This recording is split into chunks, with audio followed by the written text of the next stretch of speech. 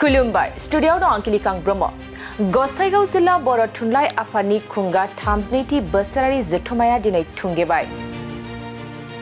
गसाइगाव महकुमानि सिङाव थानाय सराइबिलाव 6 आरो 7 डिसेम्बर साननैनि हाबाफारिजों खुंफुंजानाय गसाइगाव जिल्ला बर' थुनलाइ आफादनि 32थि बोसोरारि जथुम्माया गेवलां मेल हाबाफारिया दिनै थुंगेबाय। आरो बे 32थि बोसोरारि जथुम्मायाव दै मुखुगा लाइसिखौ बेखेवनाय जायो।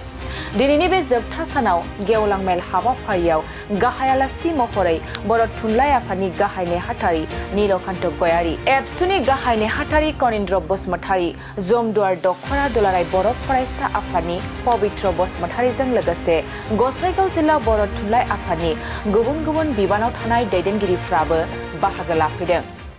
थारैनो जोबोद गोजोननाय मोनदों आं बे समावहाय गसाइगाव जिल्ला बर' थुनलाइ आफादनि 32थि बोसोरारि जथुम्मा आं बेवहाय गाहाय आलासि हिसाबै आं बाहागो लाफैदों बे गेवलां मेलाव। आरो बेवहाय जों गोबां बाथ्राखौनो जोङो सावरायदों जे आथिखालाव बर' बिजोंनि जि हालोद, आसाम सरकारनि जि माखासे पलिसिफोर बेफोरनि सोमोन्दै जोङो रायजो राजानो मिथिहोनो मोननानै आं गावखौनो खाफाल गोनां होननानै सानदों बे समाव। मानोना जोंहा गोबां जेंनाफोर दङ। बर' बिजोङा दिनै बिराद गिदिर मोनसे चेलेन्जनि गेजेराव दङ जे माबोरैहाय जों बिजोंखौ लाखिगोन, फरायसालिखौ जों माबोरै लाखिगोन, बेफोरनि सोमोन्दै निश्चय जों दिनै माखासे गोदान पलिसि जों लानांगोन। आरो जोंहा आसाम सरकारनि सायाव जोङो माखासेखौ सोनारनो गोनां जायो। बिटिआर गभर्नमेन्टआ जिहेतु दंब्लाबो बिथांमोना माखासे खामानिखौ मावनो हाया। बिनि थाखायनो जोंनि जेंनाफ्रा बारा जादों बे खोथाखौ आन्दाज खालामदों।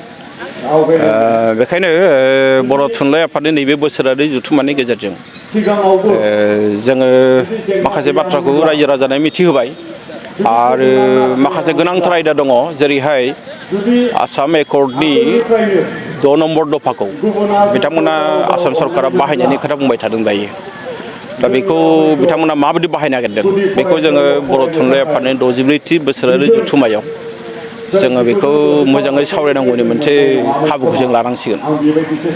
आरो बेजों लोगोसेनो बिथांमोना मोनसे बाथ्रा मिथिहोदों जे आसामाव थानाय गासैबो इंराजि बिजोंनि फरायसालियाव असमिया रावखौ जाबसिननायनि खोथा बिथांमोना बुंदों। बे बेलायावबो जिहेतु जोङो थांनाय 21 नभेम्बराव दिसपुराव मोनसे मिटिं जादोंमोन, बेवहाय जोंनिफ्राय जों आपत्ति खालामबोदों। आरो जों बुंदों जे जोङो गासैबो आयदानि सायाव नोंथांमोनाखौनो मोनसे इम्पजिसन दा खालाम, जों बेनि सायाव मोजाङै सावरायनानै मा हायो जोङो डिसिसन लागोन, नाथाय इम्पजिसनखौ खालामनाङा। बिथांमोना फासयदों बे समावहाय। दा बेवहाय जों नुनो मोनदों जे बर' थुनलाइ आफादखौ गुबुन थुनलाइ आफादफ्रा सापर्ट खालामाखै। मोनसेल' थुनलाइ आफादा जोंखौ सापर्ट खालामदों, बे जाबाय बंग साहित्य सभा।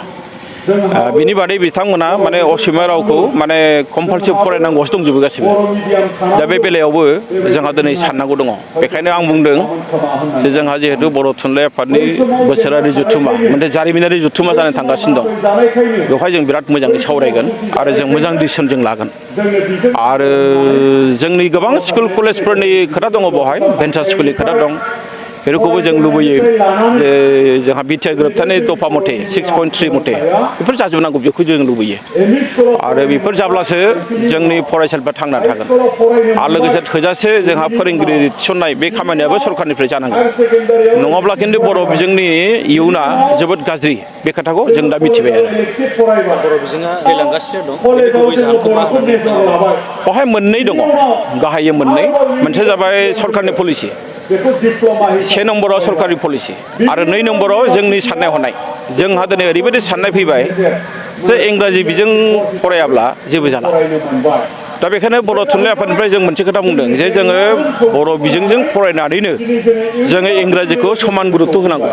बिनि थाखाय गोनां जायोब्ला जोंहा गभर्नमेन्टआ सासे इंराजि फोरोंगिरि थिसननांगौ, जों बे फारसे गोसो होनांगौ।